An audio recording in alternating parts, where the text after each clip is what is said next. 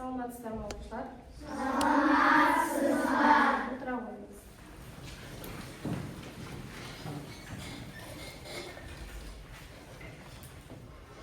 Жакшы балалар, бардыгыбыз орнубуздан турайык.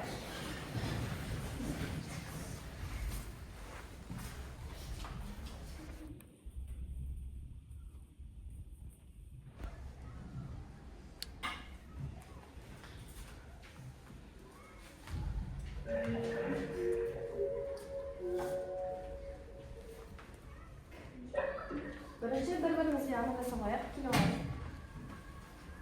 Qalay o'ynasamiz birinchi? Bir-birimizga qo'limizni beramiz. Kelesi ikkinchisida bir-birimizga yesti beramiz. Kelesi bir-birimizga sho'drog'imizni berib qo'yib. Kelesi bir-birimizga sartib kirib, bir-birimizni quchoqlay qo'yib. Yaxshi. O'tira qo'yib.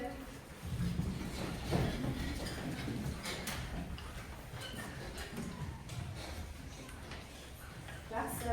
Bolalar, uyga berilgan topshirma 27-chi jaqtiguga. 27-chi jaqtiguda bizga jumboq berilgan. Sol jumboqning sheshimi qanday bo'ldi bizga? Ava. Yaxshi. Endi bizning o'tib жатқан taqribimiz, o'tgan taqrib qanday taqrib bo'ldi? Yetislikmi? Yesimlik. Biz nima tartib жатыр? So'z taqdirmen. Bizga qozoq tilida necha so'z tabi bor? 9. Biz 3-klassdan beri necha so'z tabi bilamiz? 4 so'z tabi bilamiz, ya. Yesimlikni biz жаңадан o'tdik. Endi yesimlikni biz qaytalab jo'ylikchi.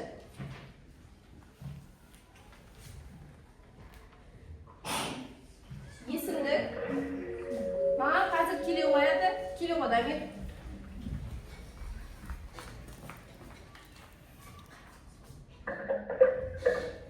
Yaxshi. Kelesi. Kiloga aytsana.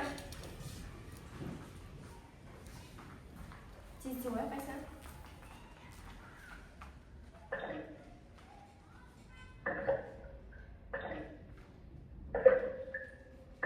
Yaxshi. Kelesi kilodan ket.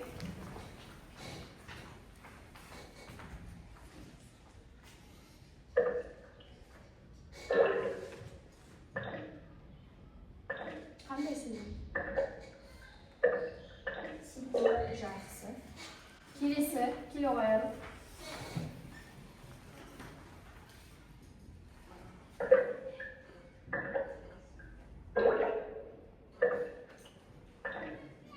Yaxshi.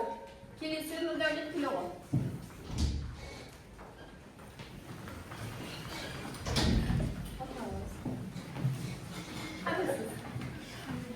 Hech qanday. Yaxshi.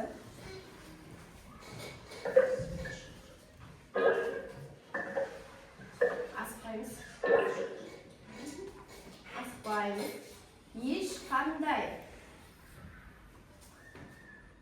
Asqay.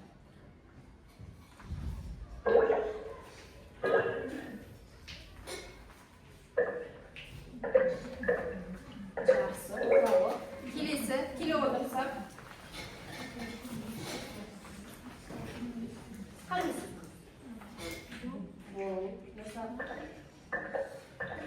Yaxshi. Kelesi kilo Habiba.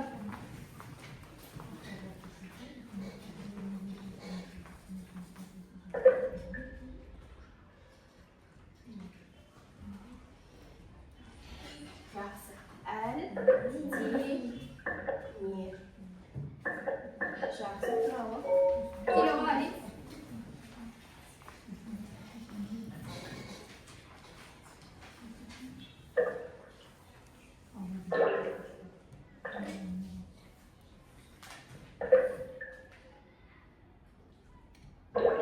Jo. Qanday siz? Ya. Unda kilo qo'yamiz. So'nggi bir yo'lab yesaysiz kilo qo'yib.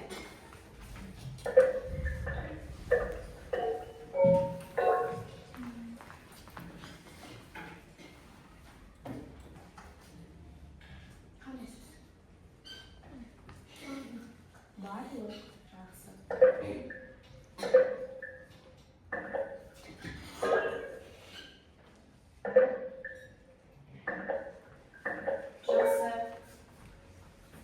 Жақсы, балалар. Енді біз есімдікті еске түсірдік. Есімдіктің ережесі қалай? Қолымызды көтерейік. Жақсы. Ибрахим айта ғой. Етістік заттың іс-қимылын білдіреді. Етістік емес, есімдік дегеніміз не? Ол деген сын есім, сан есім, зат есім орнына қойылады. Иә. Оған мен, сен, ол, біз, әрқашан ешқандай тағы да басқа сөздер. Жақсы. Жақсы, отыралық. Енді балалар, біздің мақсатымыз мемлекеттік тілді білу. Қалай ойлайсыңдар? Қазақстан Республикасында тұрып қазақ тілін білген дұрыс па? Әлде дұрыс емес па? Білмейді мысалға кейбір адамдар. Дұрыс па? Қалай ойлайсыңдар? Неліктен дұрыс емес деп ойлайсыңдар? Жақсы, Айзере айта ғой. Адамның ұлты қазақ болмаса, білуге тиісті емес.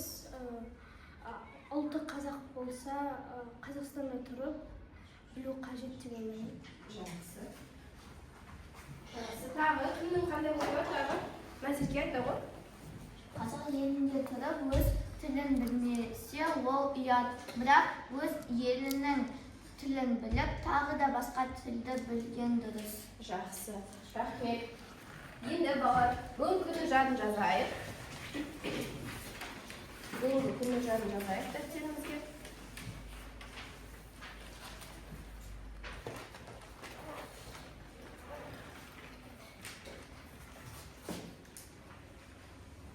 Біздің өтетін бүгінгі тақырыбымыз келесі сөз табы.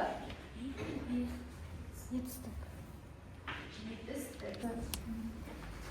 Жазып ала қояйық. Енді барлығымыз кітапқа қарайық. Кітапта бізде 59-шы жаттығу берілген. Бұл жаттығуда мәтінді оқып, бөліктерді өзара салыстыр дейді. Яғни бізге мәтін берілген. Мәтінді қазір маған оқиды. Мадина оқи қойшы мәтінді. Әже бақбақ деген бақаға, бақылдап тұрса бақа шығар, ал өсіп тұрса өсімдік шығар. Бақбақ та бақылдай ма? Айналайын Мирашым, сен бәрін де білгің келеді. Бақбақ деген өсімдіктің қандай болатынын мына кітаптан оқып берейін. Бақбақ тамыры жуан шөпке ұқсас өсімдік, жапырақтары топталып өседі. Жапырақтары сопақша, жіңішке, жалпақтау болуы мүмкін. Олардың шеттерінде ойықтары бар. Бақбақтан сүт сияқты сөл шығып тұрады. Сары түсті гүлдерін балалар да, үлкендер де жақсы біледі. Бақбақ сәуір айынан бастап күзге дейін гүлдейді. Гүлден ақ үлпек шығады. Бақбақ тау етегінде, өзен жағалауында, орманды жерлерде, тұрғын үйлердің жанында, арықтардың жағасында өседі. Жақсы. Балалар, бізге бұл мәтінді бақбақ дегеніміз бақа екен? Жоқ. Бақбақ дегеніміз не? Өсімдік. Енді бізде бұл мәтінді екіге бөлуге болады. Біреуін ғылыми және біреуін көркем мәтін. Қалай ойлайсыңдар? Бірінші азат жолда бізде әжесі мен немересінің бір-біріне айтылған сөзі. Қай мәтін деп ойлаймыз? Көркем мәтін. Ал екіншісінде бізде бақбақ туралы ғылыми. Жақсы, балалар, мәтіннің не екенін білеміз ғой? Жақсы. Енді келесі жаттығуға қарайық. Келесі жаттығуда бізге 3 сурет берілген. Бізде етік, сәбіз және өтек тұр. Қандай сөз деп ойлайсыңдар? Етік. Оны қалай білесіңдер? Мысалға, егер әріпіне қандай әріптерді алып тастадық? Ол бір әрпі. Алып тастадық. Сәбізден? Әбіз деген сөзді ал өтектен? Деген сонда бізде қандай сөз шықты? Етістік. Жақсы, енді балалар етістіктің не екенін біз 3-ші сыныпта өттік, солай ма? Енді етістіктің не екенін есімізге түсіріп алайықшы.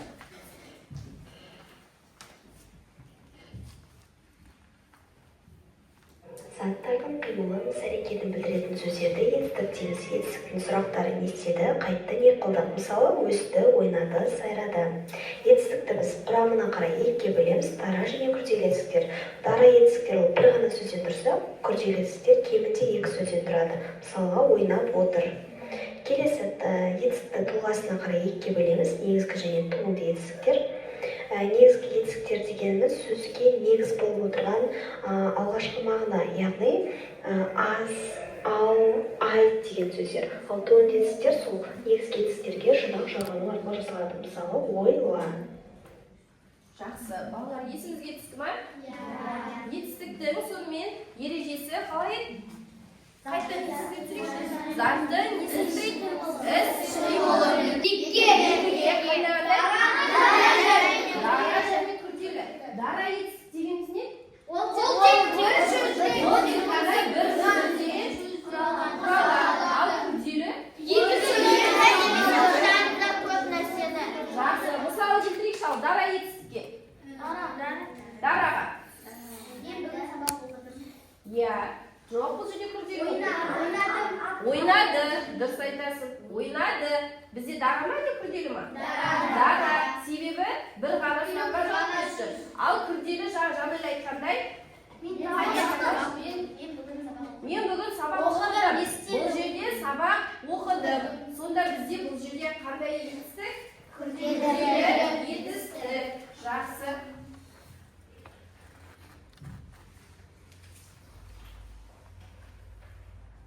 Жақсы. Енді барлығымыз мұнда тақтада бізде етістік деген сөз берген. Бұл бізге не үшін деп ойлайсыңдар балалар? Қазір мен сендерге мынадай суреттер берем. Сол суреттерді пайдаланып, етістікке қатысты сөйлем құрастырып жазамыз. Түсінікті ме? Әр оқушыға берейін мен.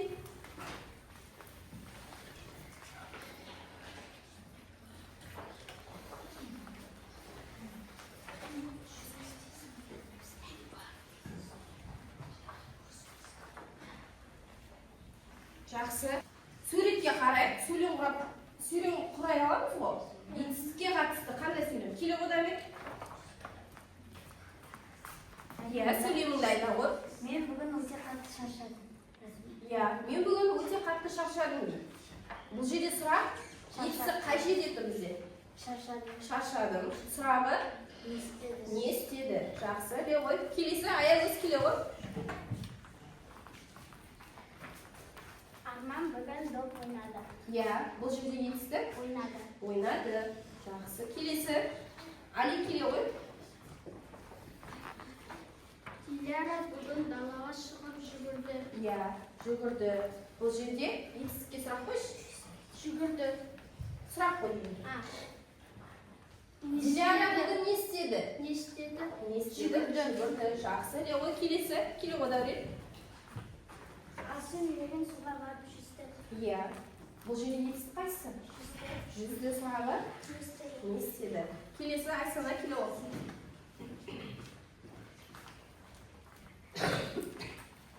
Иә, айта ғой. Алия бүгін би биледі. Иә, Алия бүгін би биледі. Бұл жерде сенде күрделі етістік па, әлде дара етістік па? Күрделі, иә? Қай жерде бұл етістік? Би биледі. Жақсы. Тағы келе ойыншы.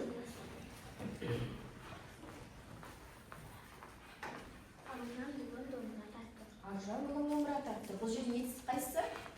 Тартты. Сұрағы? Жақсы. Де ғой. Келесі. Келе ғой.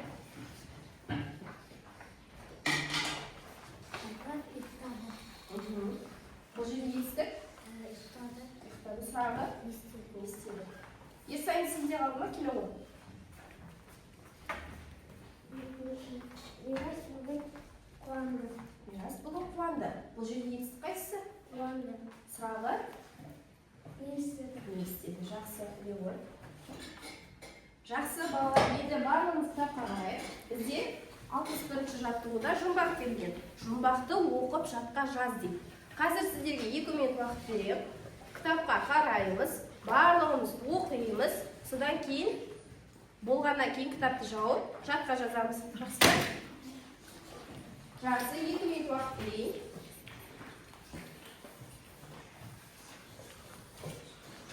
Оқып ала қояйық барлығымыз.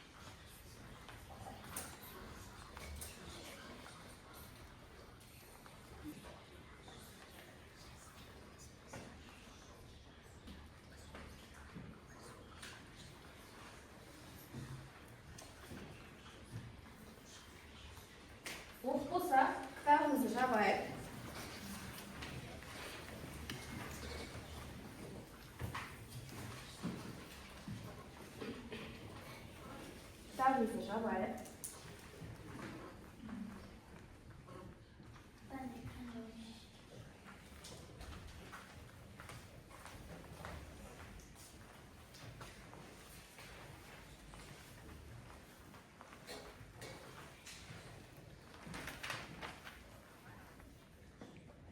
Көркем жазуын жазамыз балалар.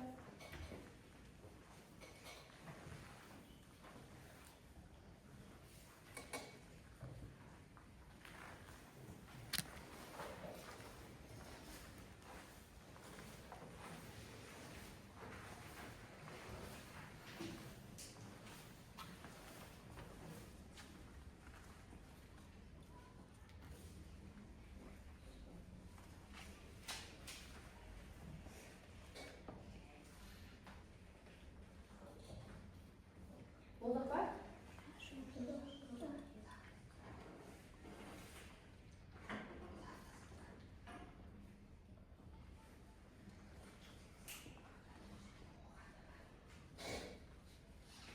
Жақсы, Айзелина үшін. Әлбет болыпты. Аяқ өзбен бәрі болған екен. Айтқызым болған. Сонда өз болған екен. Дамир, аяғын тездеп қалды оқушылар.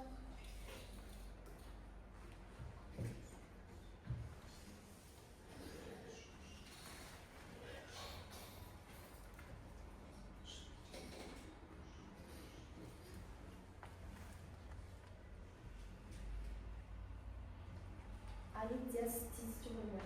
Вадина, Анжын мәзірде тездеріз.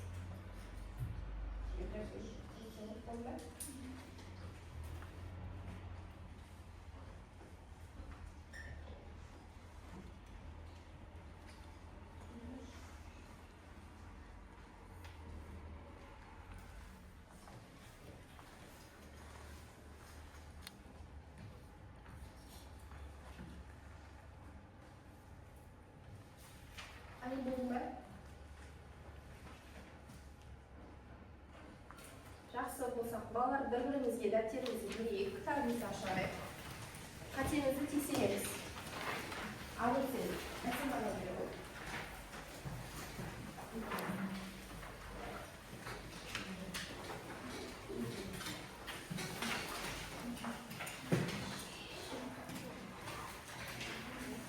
Қатемізді тексере қояйық, тезек.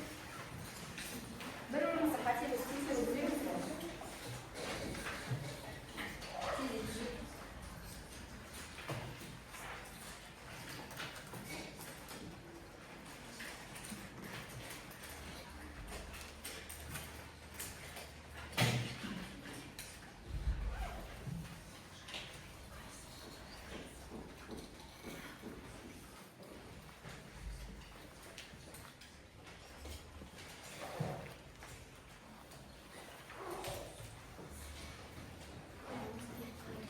Тексеріп болсақ, көршімізді қайтып қойып.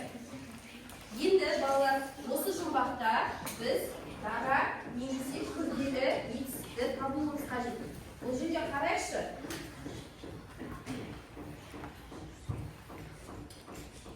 Көктем мен жазда басына сары қалпақ киеді. Күзге қарай қалпағы қалқып ұшып кетеді. Барлығымыз қарайық. Бұл жерде бізде етістік бірінші есіңізге түсіріп, қандай сұрақтарға жауап береді? Естеді, не қылды?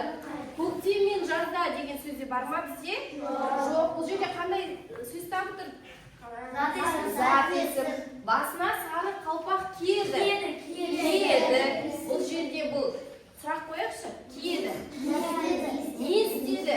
Киеді. Бұл жерде дара ма, әлде күрделі ме балалар? Дара.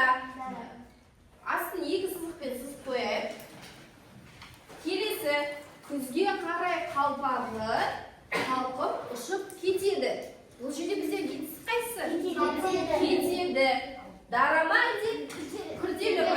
Күрделі. Ал жұмбақтың шешуі не? Бақ. Жақсы. Қатемізді тексере қояйық, тездетіп.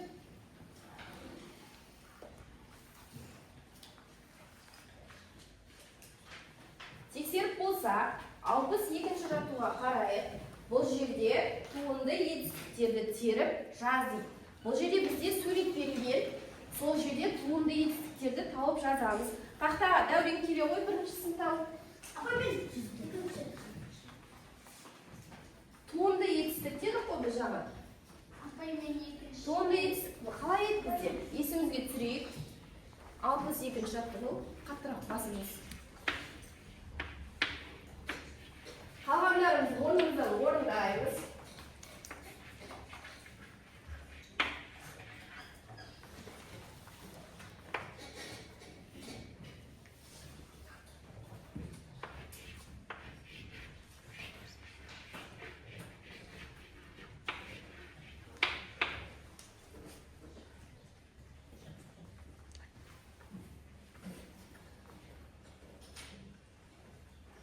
Жақсы, біреуін таптыңға отыра ғой.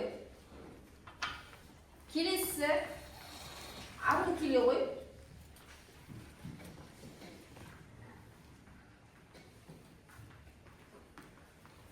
Тезет жаза ғой. Туынды етістік. Есіңізге түсірейікші.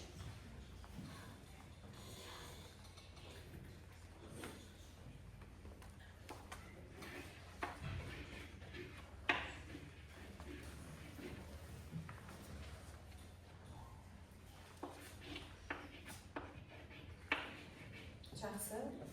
Келесі келе отырсам. Туынды етістік.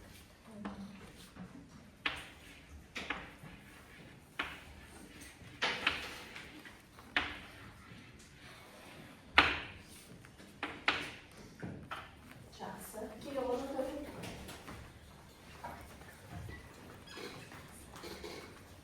Тезде ғой.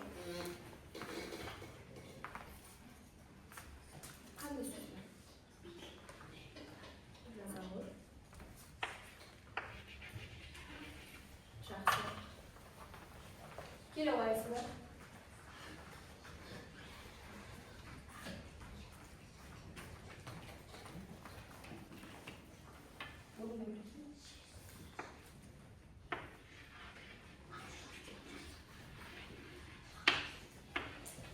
Жақсы, отыра ғой. Балалар, енді қатемізді қарайықшы. Бізде жүзді дейді. Жүзді деген бізде туынды ма? Туынды ма, әлде дара ма?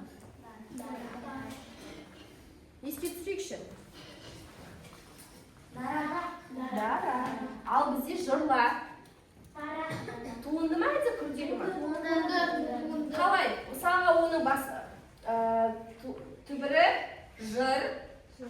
Және оған ла жұрнағы жалғану арқылы несектір бізге туынды етістік. Ал жүзді дегенде жүз сан есім, ді. Не ол? Жұрнақ па жалғау ма? Иә, жүз деген синоним бізде, екі тілде де, екі мағынада қолдануға болады. Сан есімді және етістікте. Келесі жүрді. Не істеді? Жүрді. Бізде туынды болып тұр ма? Жоқ. Бұл жерде жүр деген сөздің өзі етістік. Ді жалғанып, дәл сол етістік жалғанып тұр. Биле. Туынды ма? Иә. Өйткені би зат есім, ле не ол? Ле жұрнақ. Сонда бізде бұл не шықты? Туынды етістік шықты. Сезді. Сез. Туынды ма? Бізде сезді. Сез. Дара. Неге? Өйткені сез деген сөздің өзі етістік. Бізде зат есімді немесе сын есімді пайдаланып етістік құрауымыз қажет еді. Енді қатемен жұмыс, барлығымыз қарайық.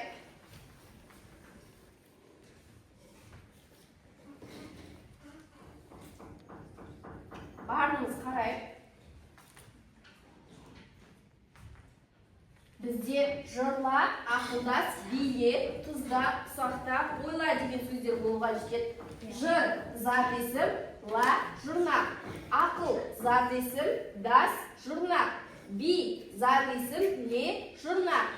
Тұз, зат есім, да, жұрнақ. Ұсақ, сын есім, та, жұрнақ. Ой, зат есім, ла, жұрнақ.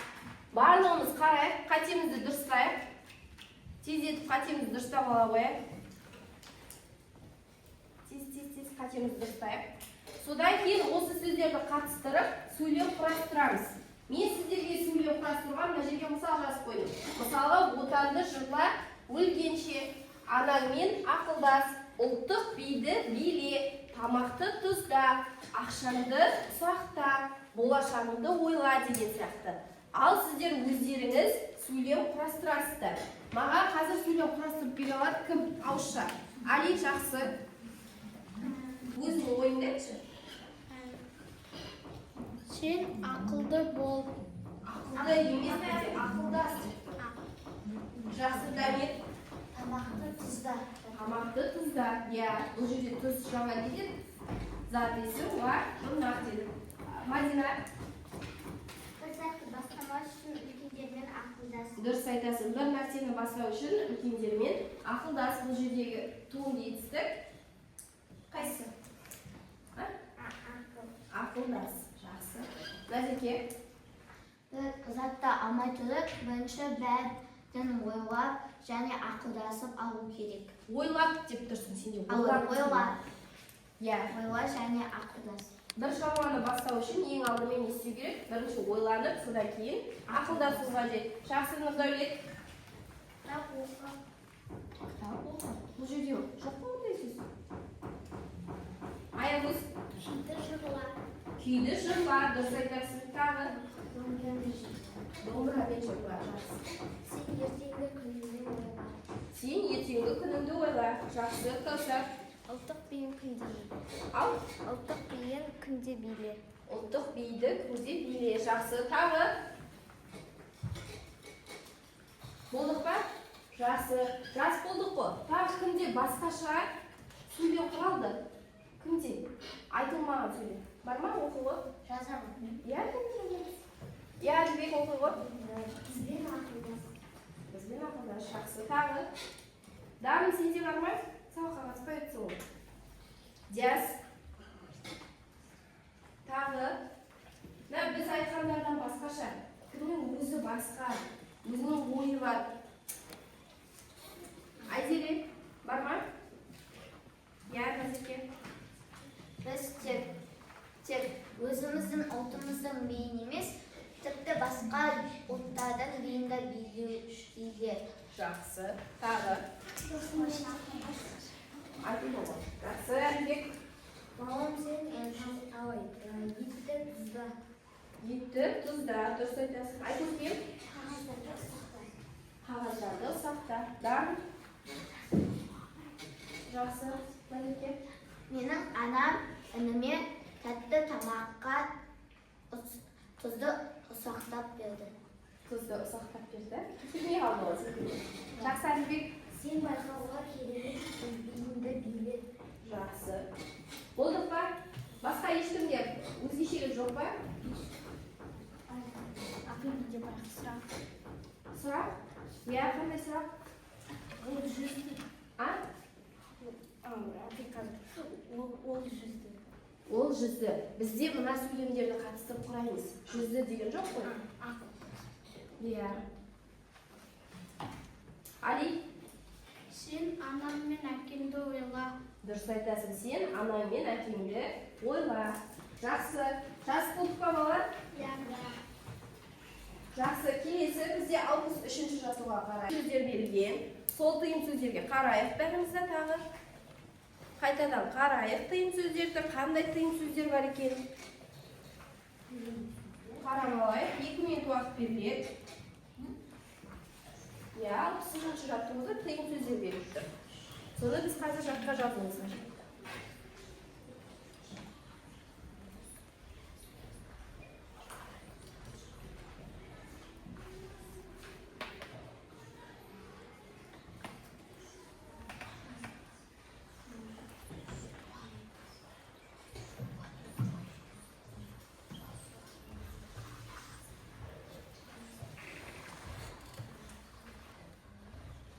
Болдық па? Болса, бәрімізді жаба қояйық, тездетіп.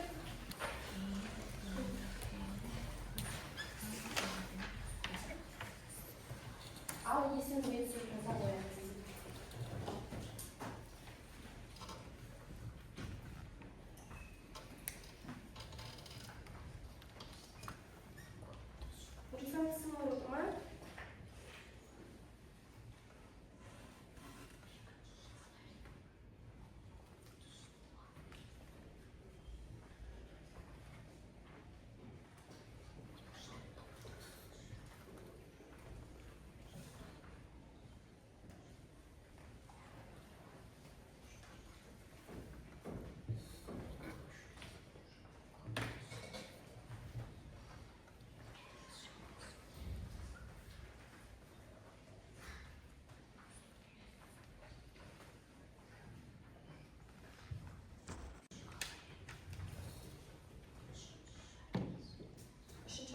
Қали қалыпты тез жауап Қали.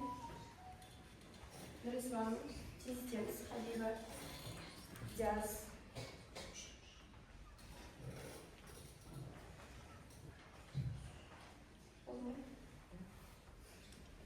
Дәурен болдың ба? Ибрахим болдың ба?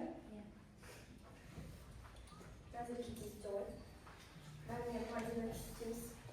Жарлы.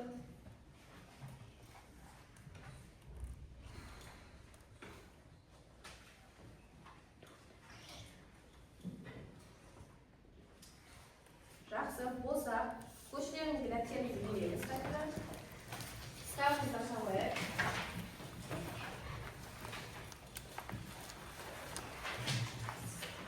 Қатемен жұмыс, тезізбен солайық. Айгүлгем дәптерін бере ғой. Қатемізді тексеріп шығайық.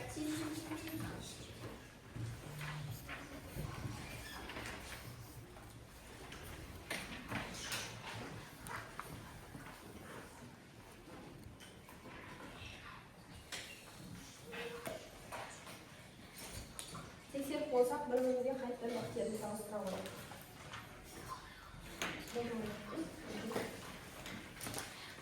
Қатем бар екен, Дәурен?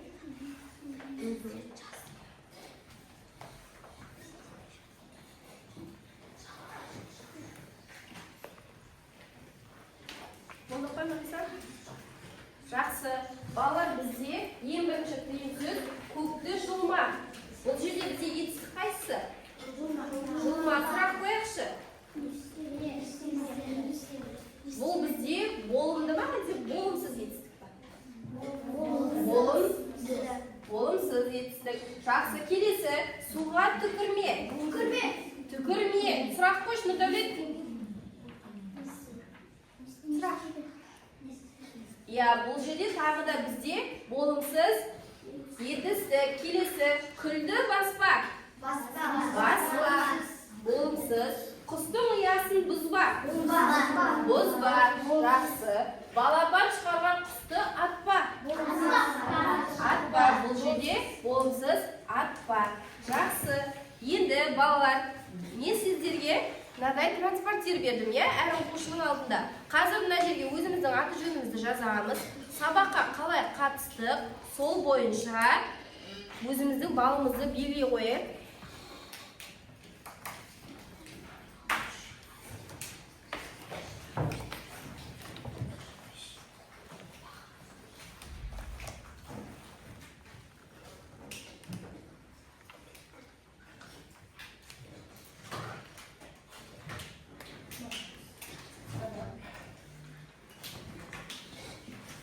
Қаншалықты сабаққа қатыстық өзімізді белгілей қойып. Мысалға, Қуанышбек, Дәурен, өзіңе неше балл бересің? 1-ден 6-ға дейін, мүмкін 7-ден 8-ге дейін, мүмкін 9-дан 10-ға дейін. Жығатын алуы әлем.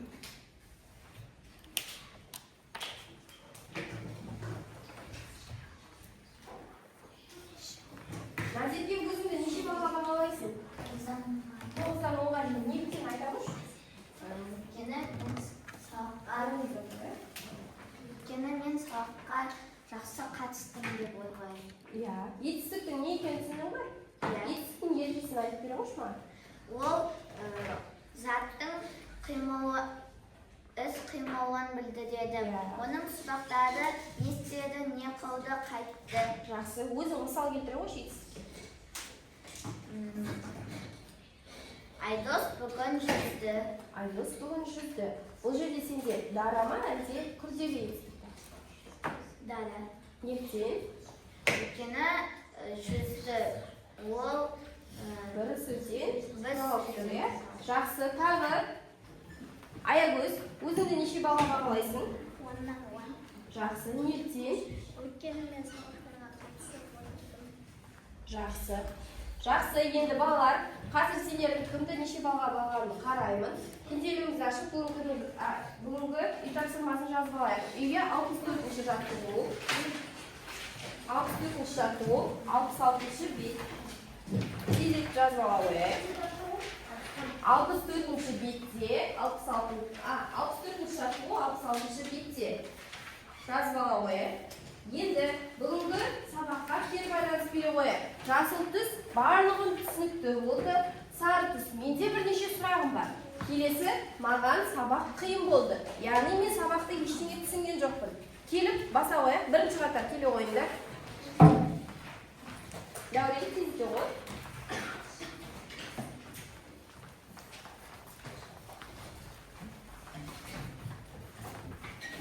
Екінші қатар жайлап келе қояйық.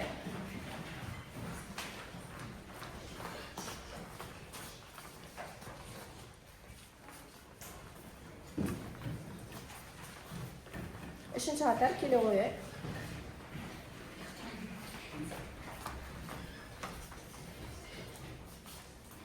Жақсы басып болсақ отыра қояйық. Төртінші қатар.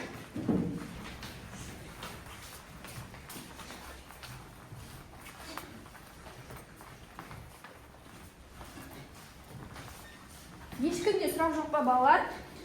Етістіктің не екенін түсіндік па? Қайтадан есіңізге бір түсіріп жіберейікші. Етістік. Қолымызды көтерейік, Нұрдәулет, айда ғой. Иә, сұрақтары? Жақсы, бізде нешеге бөлінеді екен тұлғасына қарай?